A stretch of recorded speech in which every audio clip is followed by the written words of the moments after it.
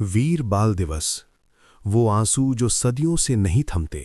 दोस्तों, आज का दिन सिर्फ एक तारीख नहीं है, ये वो दिन है जब पूरा सिख जगत रोता है और साथ ही गर्व से सीना चौड़ा करता है। आज हम आपको वो कहानी सुनाने जा रहे हैं जो हर बार सुनने पर भी नहीं लगती है, जो हर बार आंसू लाती है और हर बार हिम्मत देती है।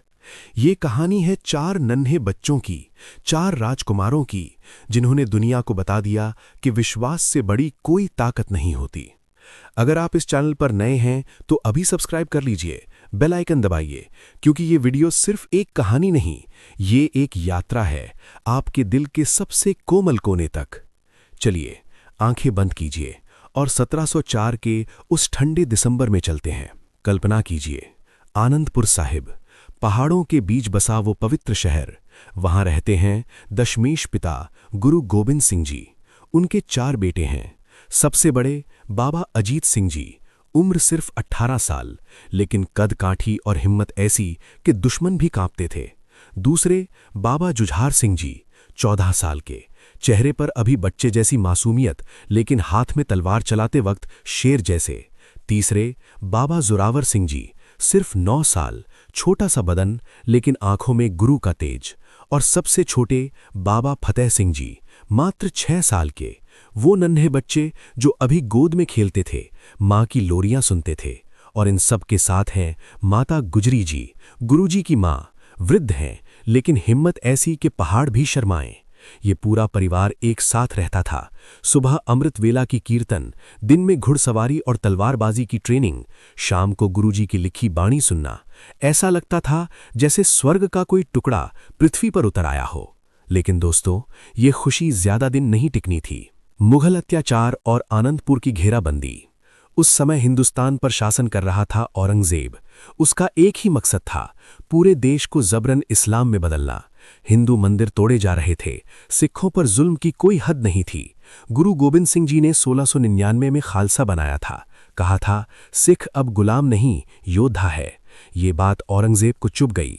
उसने फैसला किया, गुरु गोबिंद सिंह को या तो खत्म करो या मजहब बदलने पर मजबूर करो। 1704 आते आते आनंदपुर साहिब पर मुगल फौज और पहाड़ी राजाओं की संयुक्त सेना ने घेराबंदी कर दी। महीनों तक चला ये घेरा।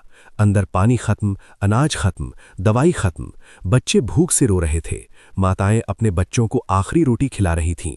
गुरुजी हर रोज सिखों को समझाते, डरना मत, वाहेगुरु हमारे साथ है। लेकिन हालात इतने बिगड़ गए कि औरतें और बच्चे बीमार पड़ने लगे। फिर एक दिन मुगलों ने संदेश भिजवाया कि किला खाली कर दो, कुरान की कसम हम किसी को नहीं मारेंगे, सुरक्षित निकलने देंगे।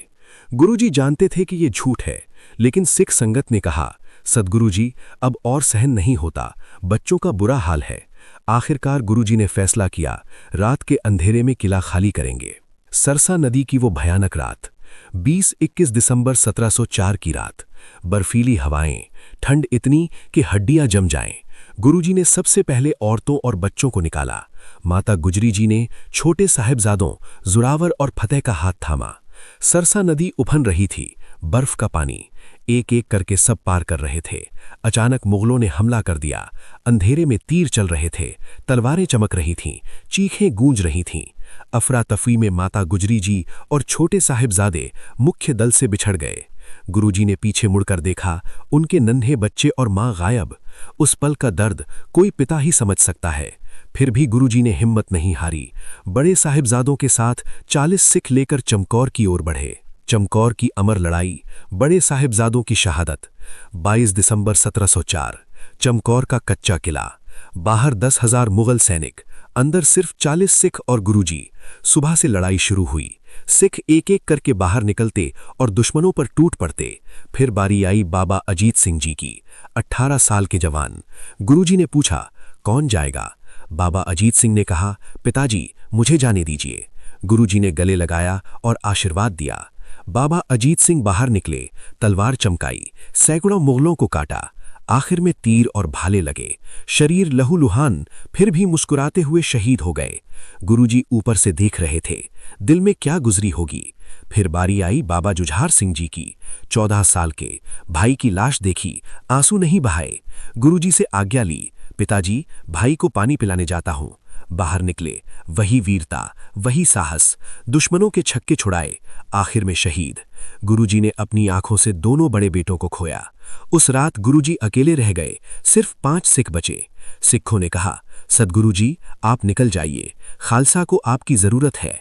गुरुजी रात के अंधेरे में निकल गए, लेकिन दिल में वो दर्द लेकर जो कभी नहीं गया। छोटे साहबजादों की दिल दहला देने वाली शहादत। अब आते हैं सबसे दर्द भरे हिस्से पर। माता गुजरी जी और छोटे साहबजादे एक गांव में पहुंचे। वहां गंगू नाम का ब्राह्मण रहता था, जो पहले आनंदपुर में गुरुघर में काम करता था। उसने माताजी को पहचाना, कहा, मैं आपको सुरक्षित जगह ले चलूंगा, लेकिन लालच में आ गया, मुगलों को खबर कर दी। माताजी और दोनों बच्चे पकड़े गए, सिरहिंद ले जाया गया। वजीर खान का दरबार। सबसे पहले ठंडा बुर्ज में कैद किया गया। दिसंबर की कड़ाके की ठंड, पत्थर की दीवारें, कोई कंबल नहीं, कोई आग नहीं। माता गुजरी जी नन्हे बच्चों को गोद में लेकर सारी रात भजन गाती रहीं। बाबा जोरावर सिंह और फतेह सिंह एक दूसरे से लिपटकर सोते। 26 दिसंबर 1704 दोनों बच्चों को दरबार में लाया गया। 9 साल और 6 साल के बच्चे। वजीर खान ने लालच दिया, इस्लाम कबूल कर लो, राजकुमार बन जाओगे, सोना चांदी दूंगा। बाबा जोरावर सिंह ने कहा, हम गुरु गोबिंद सिंह के बेटे हैं, अपना धर्म नहीं बदलेंगे। बाबा फतेह सिंह, जो अभी ठीक से बोल भी नहीं पाते थे, ने भाई की बात दोहराई। वजीर खान क्रोधित हुआ, सजा सुनाई, जिंदा दीवार में चिनवा दो। ईंटें लाई गईं, धीरे धीरे दीवार उठने लगी। बच्चे अंदर खड़े रहे, भजन गाते रहे, तेरा कीता जातो नाई, मैनो जोग की तोई। जब दीवार गर्दन तक पहुंची तो जल्लाद ने तलवार चलाई। दोनों नन्हे शहीद हो गए। माता गुजरी जी ठंडे बुर्ज में बैठी थीं। जब खबर आई, उनका दिल टूट गया। उसी रात वो भी वाहेगुरु में विलीन हो गईं। दोस्तों, लिखते वक्त हाथ कांप रहे हैं। 6 साल और 9 साल के बच्चे जिंदा दीवार में, सिर्फ इसलिए कि वो सिख थे। ये बलिदान व्यर्थ नहीं गया। आज फतेहगढ़ साहिब में जोड़ मेला लगता है, लाखों लोग आते हैं, आंसू बहाते हैं। 2022 से पूरा देश 26 दिसंबर को वीर बाल दिवस मनाता है। बच्चों को ये कहानी सुनाई जाती है कि साहस उम्र नहीं, विश्वास देखता है। गुरु गोबिंद सिंह जी ने बाद में जफरनामा लिखा, चुकार अजहमहा हीलते दरगुजश्त, हलाल अस्त बुर्दन बशमशीर दस्त। जब सब उपाय खत्म हो जाएं, तब तलवार उठाना धर्म है। दोस्तों, आज हम रोएं, लेकिन कल खड़े हों, उन नन्हे शहीदों की तरह डटकर, उनके लिए, हमारे बच्चों के लिए, आने वाली पीढ़ियों के लिए। अगर ये कहानी आपको छू गई हो तो लाइक कीजिए, कमेंट में वाहिगुरु जी का खालसा, वाहिगुरु जी की फतेह लिखिए। इस वीडियो को हर उस इंसान तक शेयर कीजिए जो विश्वास की ताकत समझना चाहता है। धन्यवाद इस भावुक यात्रा में साथ देने के लिए। अगली वीडियो में फिर मिलेंगे। वाहिगुरु जी का खालसा, वाहिगुरु जी की फतेह है।